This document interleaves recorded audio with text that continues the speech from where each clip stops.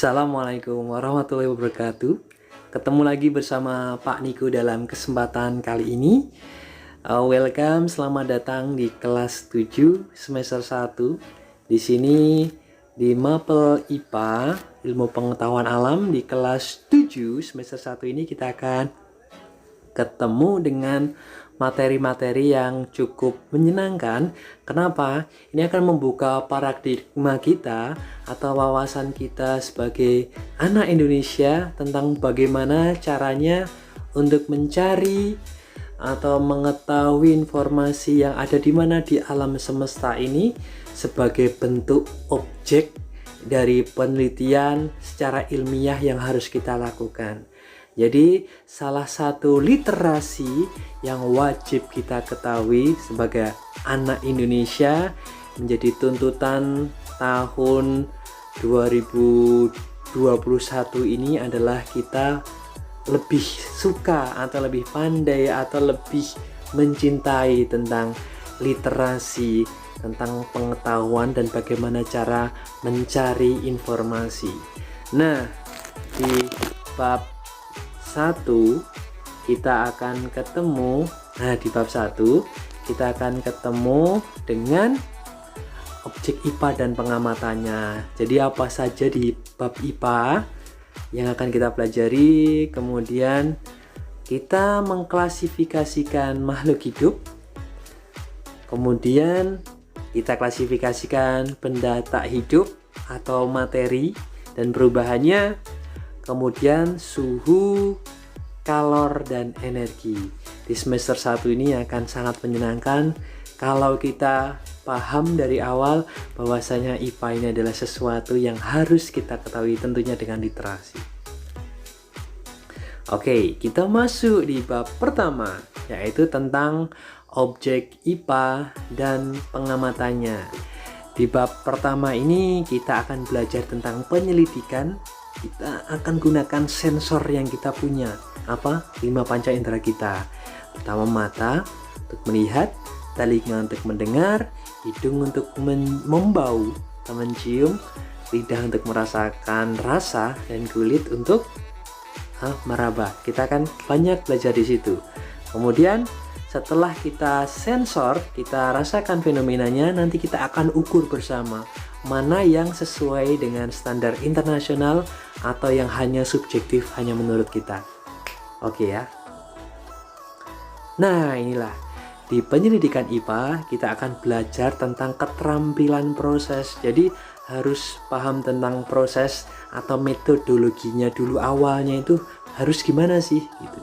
Kemudian sikap ilmiah, sikap yang harus dimiliki agar bisa dipertanggungjawabkan secara ilmiah. Jadi ada tuntutan-tuntutan yang tidak hanya katanya, tetapi kita melakukan proses dulu. Nah, keterampilan proses di IPA itu biasanya yang perlu kamu ketahui adalah keterampilan proses sains dasar atau basic skills-nya sama keterampilan yang terintegrasi atau integrated skills. Nah, integrasi itu terpadu gitu. Jadi pemikiran atau yang kita pikirkan itu terkonsep secara terpadu, tidak terpisah-pisah. Oke, kalau yang dasar seperti mengamati, kemudian mengkelompok-kelompokkan, kemudian memprediksi, menyimpulkan, dan mengkomunikasikan. Itu yang dasar. Sedangkan yang proses lebih integrasi atau lebih menyatu atau menjadi sebuah kesatuan, contohnya merumuskan masalah, mengidentifikasi, mendeskripsikan, mengendalikan, mendefinisikan, menganalisis data, hipotesis, sampai penyelidikan. Itu lebih kompleks tapi have fun, enjoy banget kalau kita tahu. Oke. Kemudian di sikap ilmiah. Nah, ini sikap yang harus kita ketahui nih sebagai calon ilmuwan. Nah, kalian calon ilmuwan masa depan harus bisa memiliki sikap ini, mampu membedakan opini dan fakta. Kalau katanya berarti opini ya, kalau fakta itu harus ada bukti nyata. Berani mencoba, nggak usah takut salah, jujur apa adanya aja yang disampaikan, teliti, detail, selalu ingin tahu, penasaran gitu. Kemudian objektif itu lawannya subjektif, bukan berdasarkan keinginan pribadi tapi objek sesuai dengan apa adanya. Mau bekerja sama atau kolaboratif ya, sama temannya harus bekerja sama, terbuka dan fleksibel, bertanggung jawab, gigih, dan satu, mensyukuri karunia Tuhan. Itu titik intinya. Kemudian di situ kita akan ukur nih, setelah kita cari informasi di alam apapun itu, nah kita harus mengukur. Caranya gimana? Harus paham tentang pengukuran sebagai standar internasionalnya. Yang harus kita ketahui adalah ada besaran pokok sama besaran turunan. Pokok itu yang utama, turunan itu yang di bawahnya pokok. Dan ada beberapa besaran vektor dan skalar, ini nanti akan belajar di SMA. Nah, pengukuran itu gampangannya mengukur kegiatan yang mengukur kegiatan atau biasa disebut dengan besaran yang diukur dengan besaran sejenis yang dipakai sebagai satuan. Jadi kayak membandingkan gitu.